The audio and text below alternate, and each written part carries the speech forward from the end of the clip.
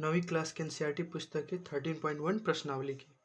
तो देखते हैं पहला क्वेश्चन। आपको शायद स्क्रीन पे दिख रहा होगा, नहीं तो आप लोग पहला क्वेश्चन पढ़ ही लिए होंगे। तो सबसे पहले पहला क्वेश्चन ये दिया है कि एक कागज का एक डिब्बा बना जिसकी लंबाई कितनी है 1.5 मीटर है और चौड़ाई 1.25 मीटर है और जिसकी ऊंचाई है या गहराई जो है 65 सेंटीमीटर यानी 65 सेंटीमीटर है।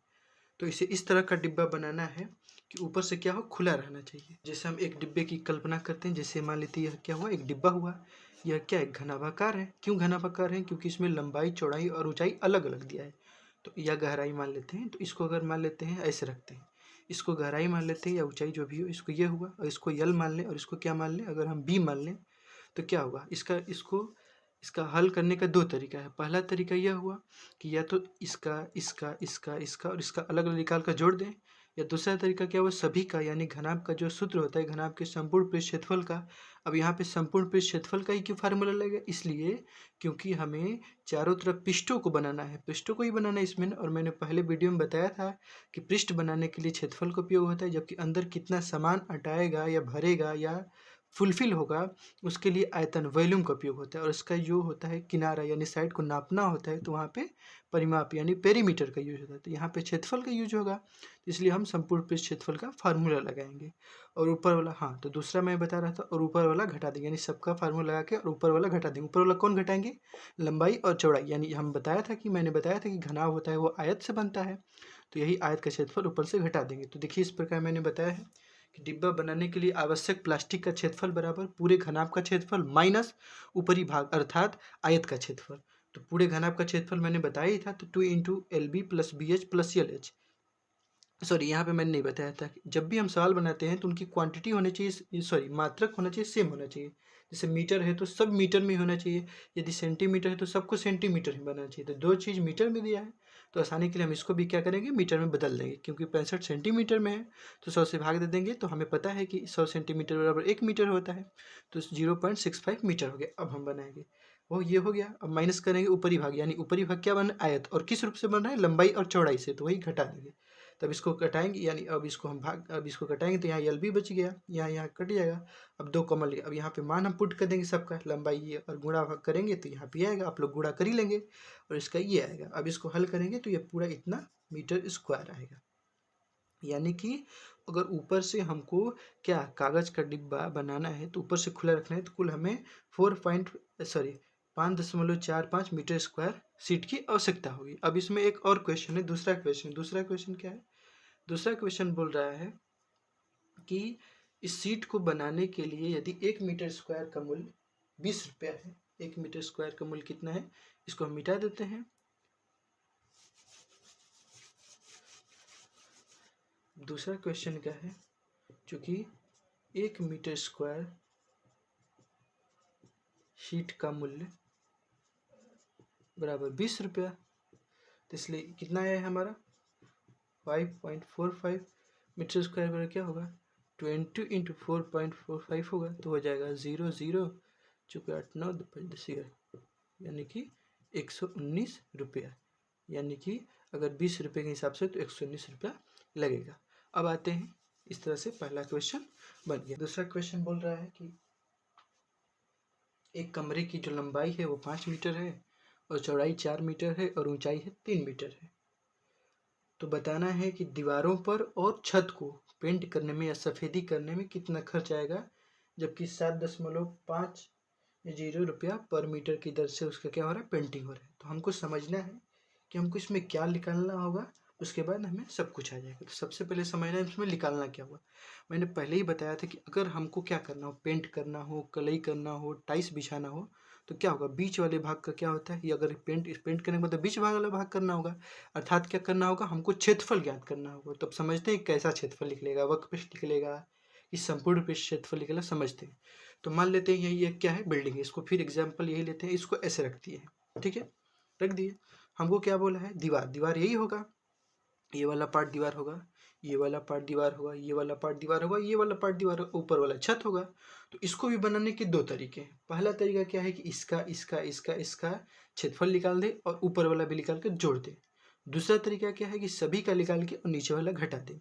तो पहला तरीका से बनाते हैं, फिर इसको भी हम दूसरे तरीके से बनाते हैं। तो पहला तरीका क्या हुआ, इसका इसका इसका क्षेत्रफल, तो मैंने बताया था इसका वाले क्षेत्रफल को हम क्या कहते हैं, जो खंभा वाला एग्जाम्पल दिया कि ऊपर का भी ढका और नीचे का भी ढका, नीचे को ढका ही है तो हम क्या करें, इसका वर्कपीस क्षेत्रफल निकाल के और फिर प्लस इसका भी क्षेत्रफल निकालते हैं। इसको मान लेते हैं, अगर यह क्या है, इसकी क्या है, मान लेते कुछ भी मान सकते हैं हम, अगर ऐसे है तो इसकी क्या मान लेते हैं, इसको हम क्या मानेंगे, हाइट मान लेंगे, इसको क्या लंबाई मान लेंगे, और इसको क्या मान लें, ऊंचाई मान लें। ऐसे भी मान सकते हैं, इसको भी चेंज भी कर सकते हैं, इसको लंबाई मान लें, लेकिन ऐसे नहीं मानेंगे क्योंकि वो दिक्कत हो जाएगा। तो इसको मान लिए, ठीक है, ये क्या नीचे है तो हाइट मान लिए, ये लंबाई हो गई, ये क्या हो गया, चौड़ाई हो गया। अच्छा ठीक है, तो अब बनाते हैं। इसलिए मैंने लिखा था लंबाई 5 मीटर है, चौड़ाई 4 मीटर है और ऊंचाई क्या है, 3 मीटर है। तो ज्ञात कर, ये सब लिखने से दिया है या ज्ञात कर लिखने से हमें क्लियर हो जाता है कि हमें क्या क्या चीज़ मेरे पास है और क्या क्या चीज़ मुझे फाइंड आउट करना है।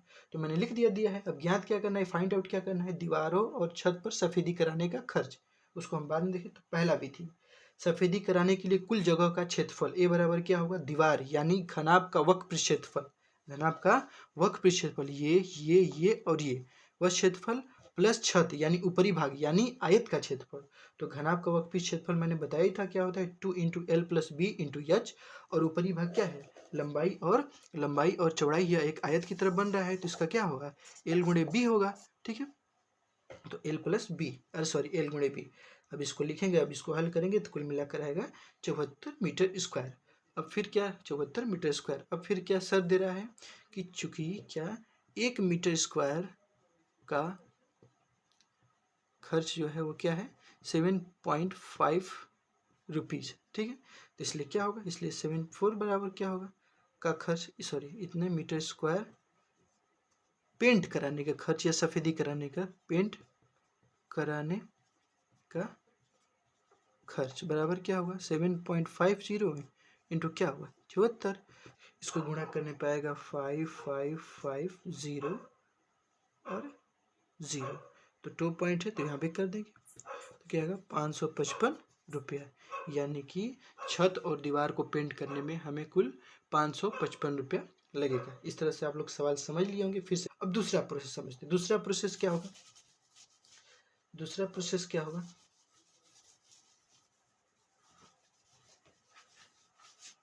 पूरे घर यानी घनाभ का संपूर्ण पृष्ठ क्षेत्रफल, संपूर्ण पृष्ठ क्षेत्रफल माइनस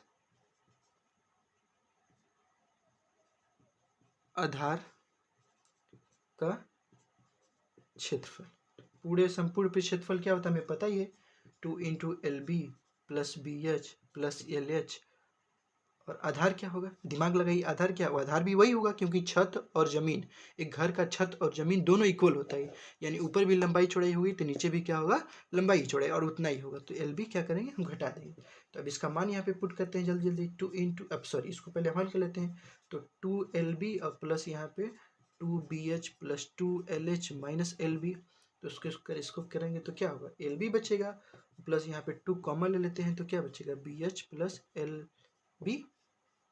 ठीक है, 2 into L B L H, sorry L H यहाँ पे रहेगा, यहाँ पे एल एच। ठीक, तो अब इसको क्या करेंगे, एल बी का मान क्या है 5 इंटू 4, डायरेक्ट कर रहे हैं, 5 इंटू 4 क्या होगा 20, प्लस क्या होगा 2 इंटू क्या होगा बी एच, बी क्या है 4 और 3 क्या होगा 12, प्लस क्या होगा एल एच, एल और एच 5 15, फिर क्या होगा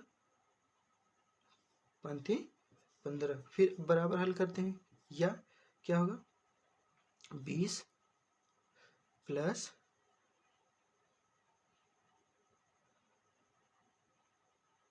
5 7 क्या होगा 2 गुणे 27 बराबर क्या होगा, ये होगा 20 प्लस 54, ठीक है, फिर बराबर क्या होगा 74, जो कि 74 में, जो कि हमें पहले भी आया था। इस तरह से हम दूसरे सेकंड विधि से भी हम लोग फाइंड कर लिए।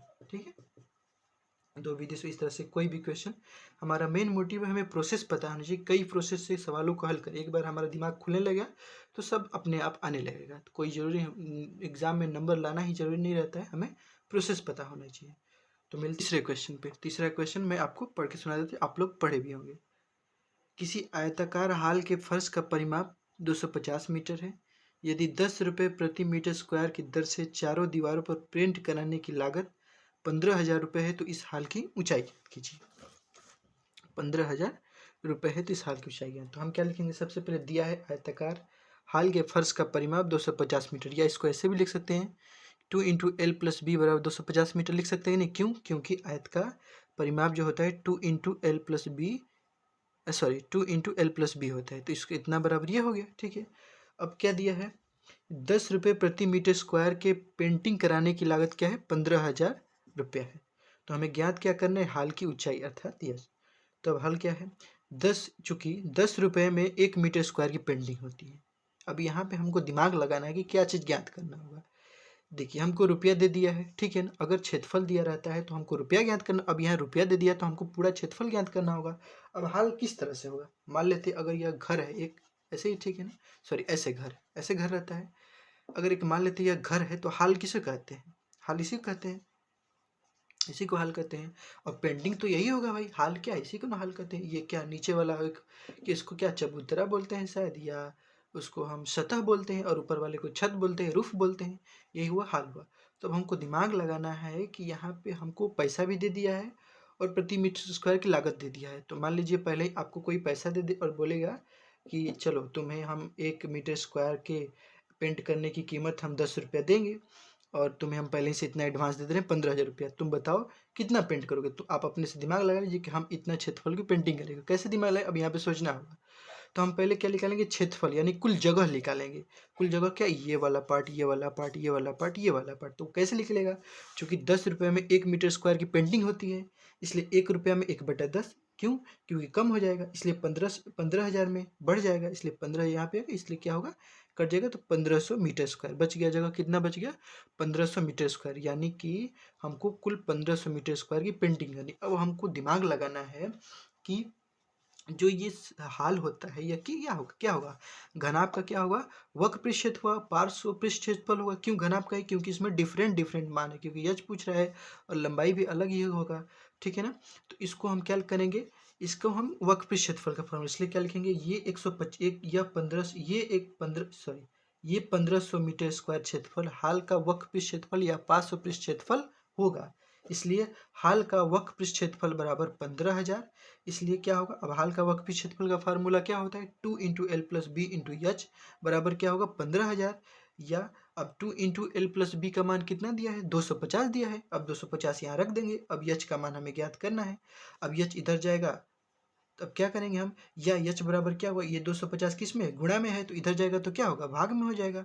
तो इसको ऐसे क्या कटा देंगे, तो यहाँ क्या बचेगा, यहाँ बचेगा आपका 60 मीटर, यानी जो उसकी छत, यानी वो जो हाल होगा उसकी ऊंचाई क्या होगी, 60 मीटर होगी, यानी वह छत 60 मीटर, सॉरी वह हाल कितना होगा, 60 मीटर लंबा। एक बार फिर से एक बार इसको रिवीजन कर लेते हैं।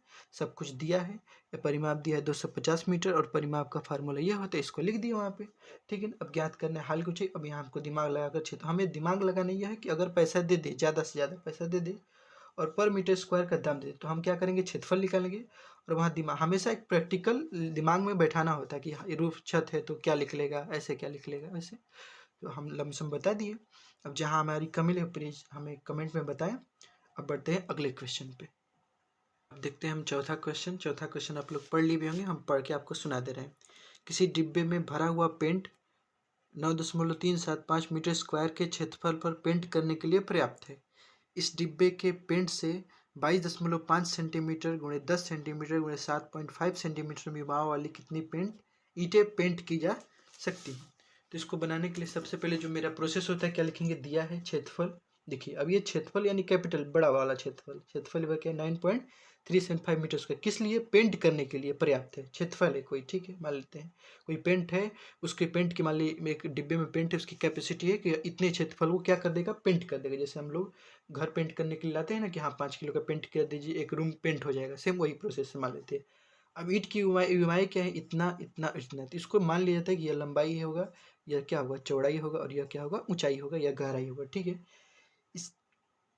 इसलिए एक ईंट का संपूर्ण पृष्ठ क्षेत्रफल क्या होगा। अब यहाँ पे संपूर्ण पृष्ठ क्षेत्रफल क्यों निकला, क्योंकि अगर हम पेंट करेंगे तो पेंट करेंगे एकदम बाहरी भाग, ऊपर ऊपर करेंगे पेंट ना, तो आप पेंट ईंट ईंट है तो हर तरफ पेंट हुआ, ये थोड़ी है कि ईंट नीचे नहीं होगा ऊपर नहीं होगा, हर तरफ पेंट होगा। इसलिए यहाँ पे एक ईंट का संपूर्ण पृष्ठ क्षेत्रफल निकलेगा, उसको क्षेत्रफल को मान लिया हम स्मॉल ए से, यानी स्मॉल एरिया से दर्शा दिए।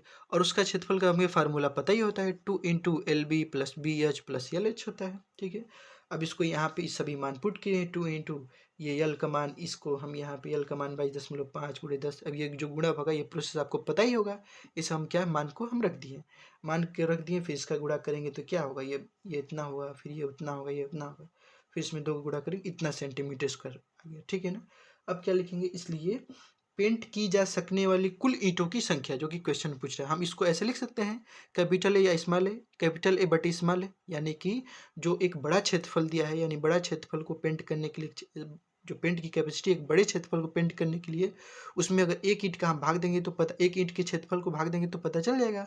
अब यहाँ पे ध्यान देने वाली सबसे इंपॉर्टेंट बात है कि जो बड़ा क्षेत्रफल है वो मीटर स्क्वायर में दिया है, और जो ईंट का आ रहा है वो सेंटीमीटर में स्क्वायर, इसको 2 सेंटीमीटर स्क्वायर में आ रहा है। तो हम इसको 2 तरह से बना सकते हैं। पहला तरीका, इस मीटर को सेंटीमीटर स्क्वायर में बदल दें, और इस सेंटीमीटर स्क्वायर को मीटर स्क्वायर बदल, तो आसान ज़्यादा है कि मीटर स्क्वायर को सेंटी स्क्वायर में बदल दें, तो 9.375 आ गया। ठीक है ना, ये क्या है, मीटर स्क्वायर में है, तो हम क्या करेंगे, जब 100 से गुणा करेंगे तो किस में आएगा, सेंटीमीटर में आएगा, फिर 100 से गुणा करेंगे तो सेंटीमीटर स्क्वायर में आ जाएगा, क्योंकि हमें पता है कि अगर 1 मीटर को सेंटीमीटर में बदलना होता है तो 100 से गुणा होता है। इसलिए हम क्या करेंगे, अगर 1 मीटर स्क्वायर को सेंटीमीटर में स्क्वायर में बदलना हो तो हम क्या करेंगे, इतना में गुणा करेंगे। ठीक है ना, मीटर है तो अगर मीटर है तो 100 से गुणा, अगर मीटर स्क्वायर है तो 10,000 10,000 से गुणा, सिंपल सा प्रोसेस है सेंटीमीटर में चेंज करने के लिए। ठीक है ना, अच्छा अब आ गया, अब इसको यहाँ पे किए, अब इसको हम, ये एकदम सिंपल है, तो इसको बनाने का तरीका होती है, एक पॉइंट का मतलब देखिए यहाँ पे होता है, अगर मान लीजिए 1.6 है तो इसका मतलब होता है 16 अपॉन, इसका मतलब होता है 1, और इसके आगे जितनी अंक हो उतना 0 आगे बढ़ जाएगा, तो इसलिए इसको हम क्या लिखें, वैसे लिख दिए, नीचे वाला भी वैसे लिख दिए, ये 10,000 है तो उसको लिख दिए 100 गुणे, अब यहाँ पे 1,000 कैसे हम समझते हैं, ये जो मान है, ये वाला जो मान है, यहाँ पे पॉइंट का मतलब 1 और आगे का अंक 1 2 3, तो इसको यहाँ पे हम लिख दिए हैं। ठीक है ना, अब यहाँ पे ये जो मान है इसका मतलब होता है 1 और इसका मतलब है 0, तो इसको हम ऐसे लिखेंगे, तो ये वाला मान डायरेक्ट ऊपर चला जाता है। ठीक है ना, तो ये वाला मान जब डायरेक्ट ऊपर चला जाएगा तो यहाँ पे हम 1 0 बढ़ा दिए, तब ये इससे ये कट जाएगा, ये इससे कट जाएगा, अब बच जाएगा क्या, यही बच जाएगा 100 ईंटें, अर्थात इतना क्षेत्रफल से कितने 100 ईंटें पेंट की जा सकती हैं। तो आई होप आप लोग को ये सवाल समझ में आ गया होगा। अगर कोई कमी लगी हो या कहीं अगर हमसे मैं आंसर मिलाता नहीं हूँ, अगर गलती हो गई होगी तो आप कमेंट में ज़रूर करिएगा। ठीक है।